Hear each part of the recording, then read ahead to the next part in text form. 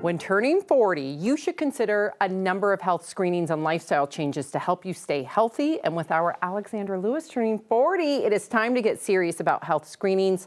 So to help us keep track of tests and procedures you need after turning the big 40, we're bringing in our 9 News health expert, Dr. Payal Kohli. Okay, Dr. Kohli, I'm 44, but I do remember when I hit 40, what is it about you're now over the hill? And then it feels like all screenings are like, when you turn 40, you need this screening, that screening. Why 40? So I would say 40 is one of the biggest inflection points, Sam, in our life. And it's not just our physical life and our physical health, but even our emotional life, our financial life, all the things that we're juggling. And you and Alex are perfect examples. If you think about it, your moms, your sisters, your daughters, your wives, your career women. So where does that leave time to be a person, right? And so that's really important to keep in the back of your mind. On top of that, you're starting to approach menopause. So it's sort of the beginning of the end of your reproductive life, so to speak. And then there's all these metabolic changes that happen in our body as well that can make it harder to sleep, harder to lose weight, harder to do a lot of other things. So physically, mentally, and emotionally, one of the most important periods, which is why all the screenings tend to sort of hit, because that's the inflection point where risk of everything starts to go up. Yay, 40.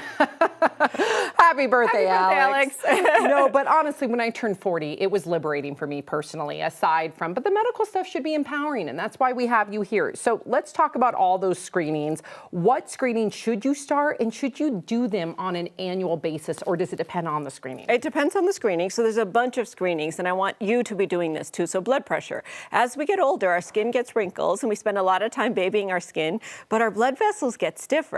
So it's natural for our blood pressure to increase, especially in African American women. So you want to start to check it at least once a week at home on your own. And I'm hoping that you're going to start doing this so that you know if it's going up. Mammograms, our breast cancer risk. We know that most preventive guidelines recommend starting mammograms for average risk women at the age of 40. That's once a year.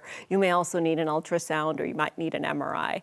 You want to get your cholesterol checked and something called a calcium score, which is an X-ray of the heart. I have not done either of those. Yes. Okay. Yep. So I want you to report back to me exactly what you find with those, because cholesterol and lipid management should actually start in your 20s or 30s, but 40 is when you really need to start thinking about it seriously, because your risk of heart disease goes up. And that goes hand in hand with diabetes or pre-diabetes, because you start becoming more insulin resistant as your estrogen levels go down. Wow. So you tend to become pre-diabetic. And then checking your eyes, because we know that a lot of us start needing reading glasses somewhere in our 40s because the shape of the eye can change. Oh my goodness, Dr. Kohli. You have quite a list, Sam. Thank goodness for you.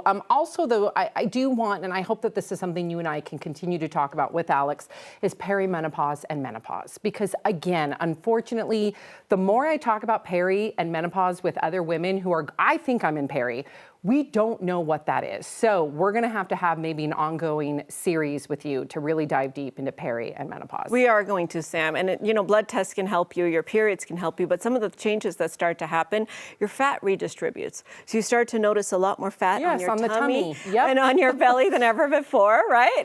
And everyone's like, Sam, you're so thin. I'm like, I'm naturally thin, but now I got a belly. Exactly right. You lose muscle mass, Sam. So I don't know if you're doing strength training or exercises specifically focusing on strength, but you lose muscle mass. When you have less muscle mass, you have less metabolic activity at baseline, so you tend to gain weight.